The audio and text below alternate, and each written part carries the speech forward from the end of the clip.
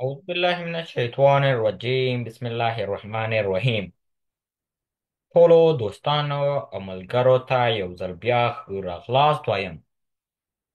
هیله کوم چې ټول به روغ جوړ او ښه ورځ مو پیل کړې وي.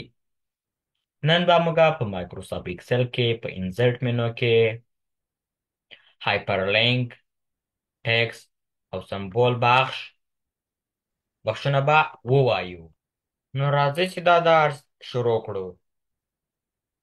دلته په انزرټ منو کې اول موږ سره ده هایپرلینک. له دې لارې نه موږ کولی سو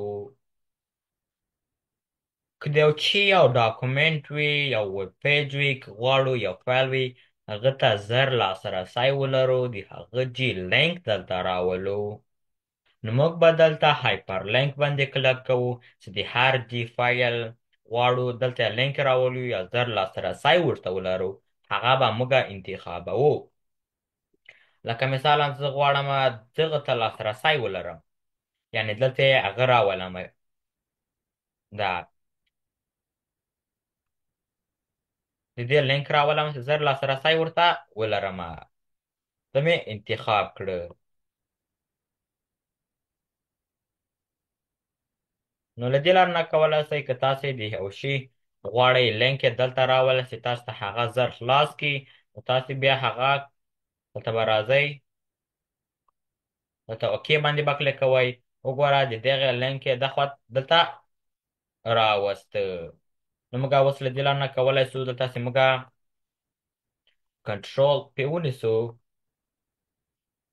دلته موږ کولی شو بیا هغه لینک چې موږ دلته راوست وګوره چې پې کلیک پې وکړو، ګس یې وکړو، وګوره موږ ته به اوس همغه فایل راخلاص کړي. وګوره موږ څومره زر لاسرسی ورته پیدا کړو. نو د هایپرلینک لار نه کولی شو هغه شي ته غواړو زر لاسرسی ولرو، موږ بیا د هغه د هایپرلینک له لار نه کولی شو. اول موږ سره دا ټکس لار نه کولی شو. اول ټکس باکس کله دې لار نه کولی شو موږ د متن یا د متن باکس راولو. په دې ځای کې بیا موږ متن لیکو، هر ځای کې چې بیا موږ وړو د همغه ځای ته یې وړای شو. لکه مثلا دلته وي هر ځای کې چې د تاسې په کار وي. دا و له موږ سره په ټکس کې ټکس باکس. اول هیډر او فوټر که غواړئ دغه د خپلې صفحې ته هیډر راولئ. لکه مثلا ته غواړې د هیډر په ځای کې د هغه ولیکل سي، ډیټ او ټایم دې ولیکل سي، نو بیا دلته دې لار نه کولی شئ. لکه مثلا زه غواړم د جي کې دې دغه ولیکل سي، او بیا به دلته انزرټ منو ته راسم، ټکسټ، بیا دلته به فوټر کې لکه مثلا زه غواړم خپل نوم ولیکم، بیا کولی شئ دغه وکړئ. لکه مثلا ته غواړې تا په هیډر کې دې نوم وي او په فوټر کې دې ډیټ او ټایم وي. له دې لار نه کولی شئ بیا دغه وکړئ. دلته اینډ فوټر باندې کلیک کوئ، بیا دلته چې ډاون لاړ شئ بیا کولی شئ تاسې فوټر هم ور اډ کړئ. دا و له موږ سره په انزرټ منو کې په ټکس کې هیډر او فوټر او ورډ آرټ. له دې لارې نه کولی شئ لکه مثلا دلته ورډ آرټ سره نه دی، له دې لارې نه کولی شئ دغه راولئ. وګوره د ورډ آرټ سټایل ته کولی شئ بیا نور هم انتخاب کړئ. اول موږ سره دا په ټکس کې سیګنیچر لارن که غواړئ دغه خپلې د امضا نوم ورته راولئ، بیا د سیګنیچر لار نه کولی شئ یو امضا جوړه کړئ.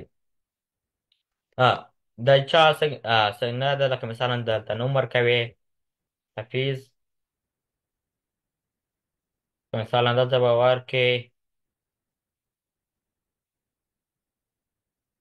دلته به د خپل ایمیل ادرس یې ورکړې.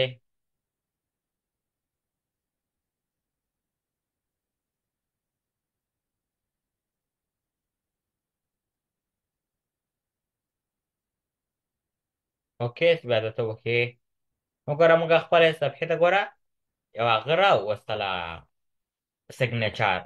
له دې لارې نه کولی شو لکه سیګنیچر راولو، آبجکټ لار را هم کولی شو، لکه مثلا دلته په هغه ځای کې انتخاب لکه دغه چارټ راولو، اوکې سې وښو. بیا له دې آبجکټ لار نه کولی شو موږ خپلې صفحې ته آبجکټ راولو. نو یو اوس یو لږ ذره وخت نیسي چې دغه تا ته راولي. ګوره موږ دلته چارټ یې موږ ته راوسته. اول موږ سره دا په ټکس کې دا خو موږ ټکس خلاصو. اوس به راسو موږ دلته اکویژن داسې لکه مثلا د ریاضي اکویژن دي چې له دې لارې نه کولی شو موږ راولو. لکه مثلا که چېرې موږ دلته راسو دلته انسرټ مینو ته راسو. دلته په ایکویژن باندې به کلیک کو. دلته ګوره مختلفې درجې نه کولای شي، لکه مثلا دغه یو راولئ. ګوره دلته بیا ټوله مینو هم لري، بیا کولای شئ دغه وکړئ. که مثلا تاسو غواړئ یو د ریاضي هغه ایکویژن راولئ، لکه مثلا دا یا دلته چې راسئ، ګوره دا ټول راخلاصېږي. داسې موږ دا ریموف کړو.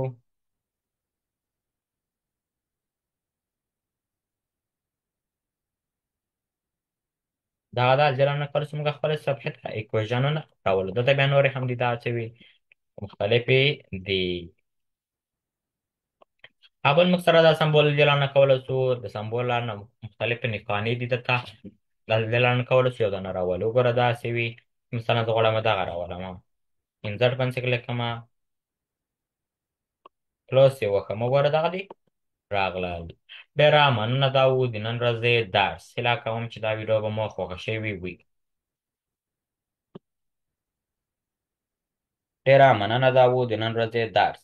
هیله کوم چې دا ویډیو به مو خوښه شوې وي او دا ویډیو له ملګرو سره مو هم شریکه کړئ، تر څو هغوی هم ترې ګټه او فایده واخلي. والسلام. پاتې نشئ. والسلام.